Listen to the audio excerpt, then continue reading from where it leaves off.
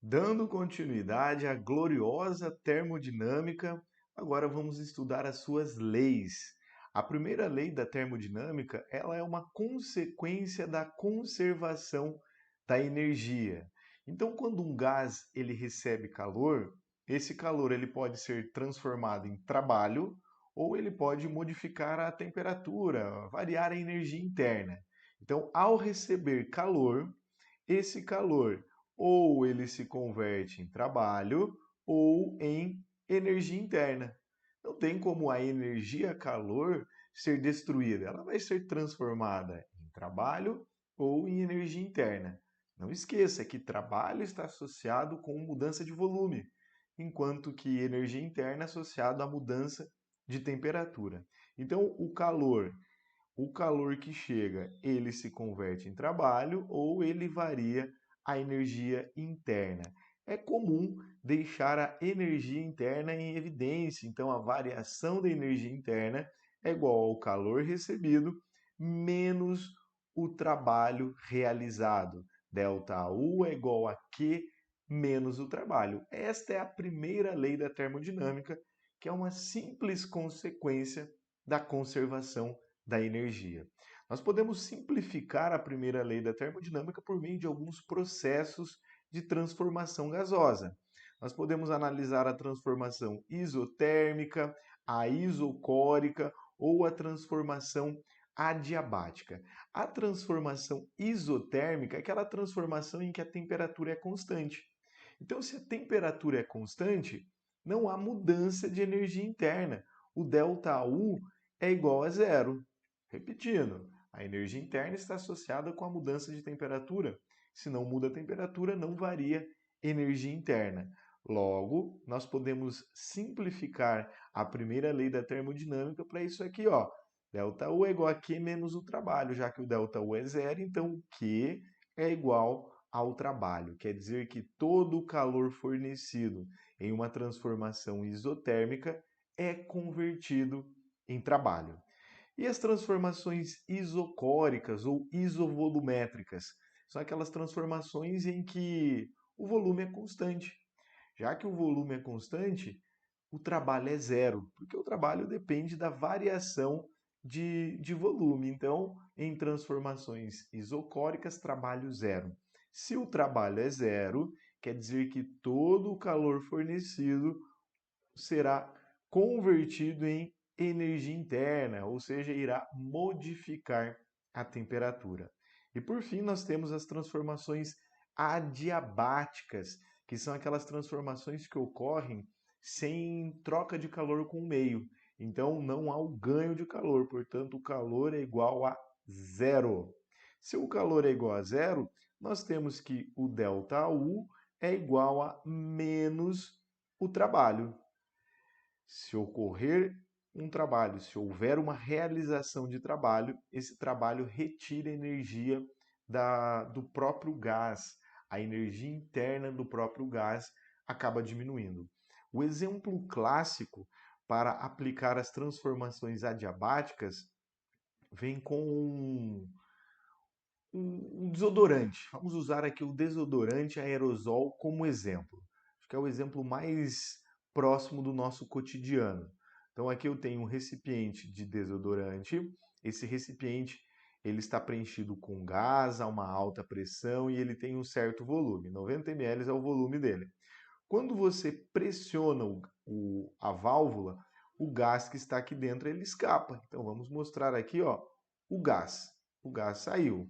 Quando o gás sai, ele ocupa um volume maior, então nós temos um trabalho envolvido. O gás expandiu, nós temos um trabalho. E esse trabalho, que promove a expansão do gás, ele precisa de energia. E você não fornece calor para o sistema. Então, é uma transformação adiabática, sem ganho de calor. Mas o trabalho é uma energia e ele precisa, então, de uma outra energia que se converta em trabalho. Já que o calor é zero, já que a transformação é adiabática, o trabalho retira energia do próprio gás. Ele retira energia do interior do gás. Ele retira energia de forma de energia interna.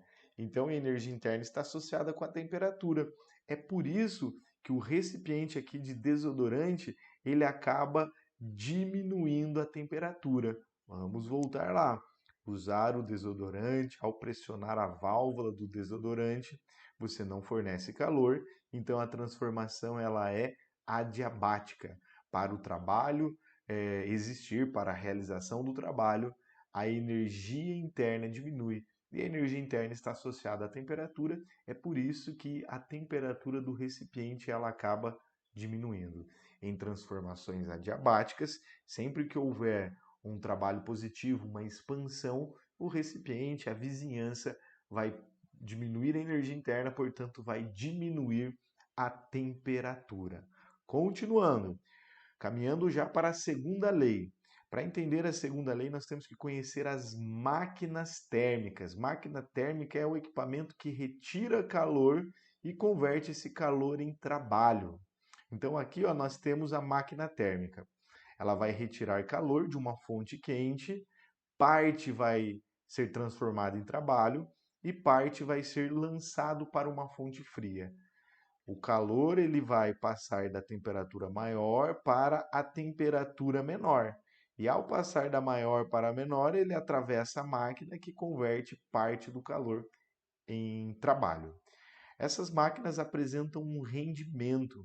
O rendimento de uma máquina térmica é o trabalho que ela realizou dividido pela quantidade de calor provinda lá da fonte quente. Rendimento é o trabalho dividido pelo calor da fonte quente. Se você realizar essa divisão, essa razão, você vai encontrar um número decimal.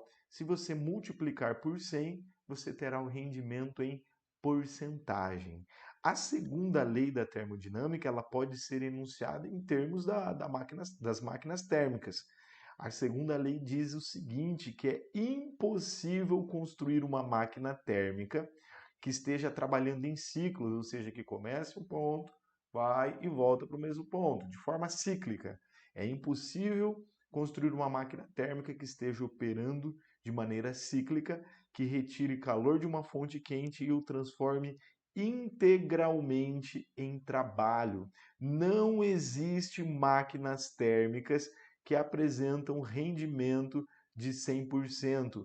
Nenhuma máquina térmica terá rendimento de 100%.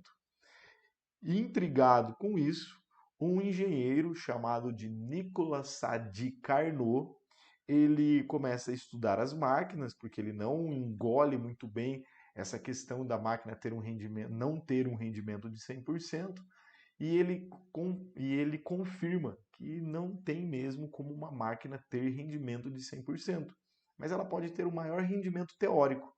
E para ter esse maior rendimento teórico, ela deve operar em duas transformações isotérmicas e duas transformações adiabáticas. As máquinas propostas por Carnot, elas têm o maior rendimento teórico, que não é 100%. E para isso elas operam entre duas isotermas e duas adiabáticas. Graficamente seria assim, ó, de A até B é uma isoterma, de C até D é outra isoterma, duas isotermas.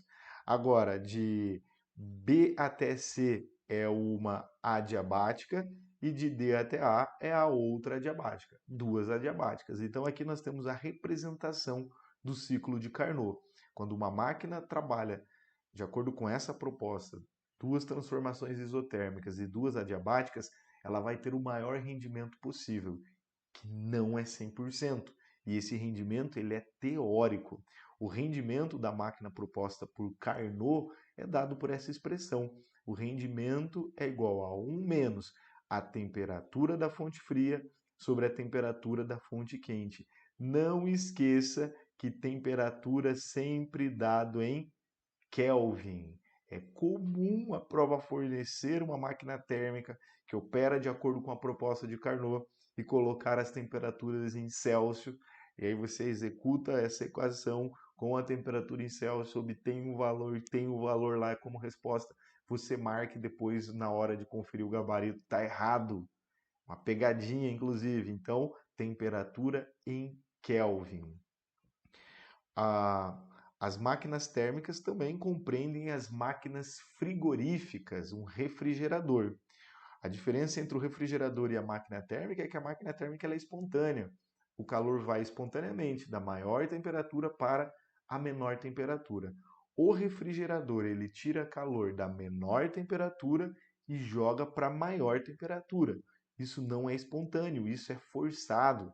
Então, para um refrigerador funcionar, ele deve ter uma máquina, uma bomba, um compressor, algo que exerça o trabalho e ele consiga então retirar calor da fonte fria e lançar para a fonte quente. A eficiência de um refrigerador é o Q2, que é o calor que sai da fonte fria, dividido pelo trabalho que foi aplicado sobre esse refrigerador.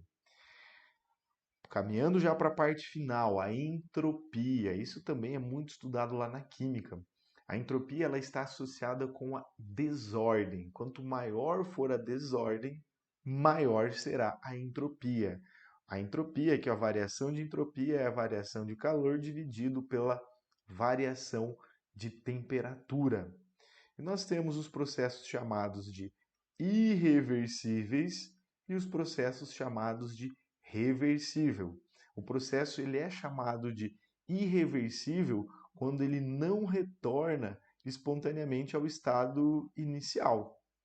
Já o processo é chamado de reversível quando ele consegue voltar para o estágio inicial. Valeu, bons estudos e até o futuro!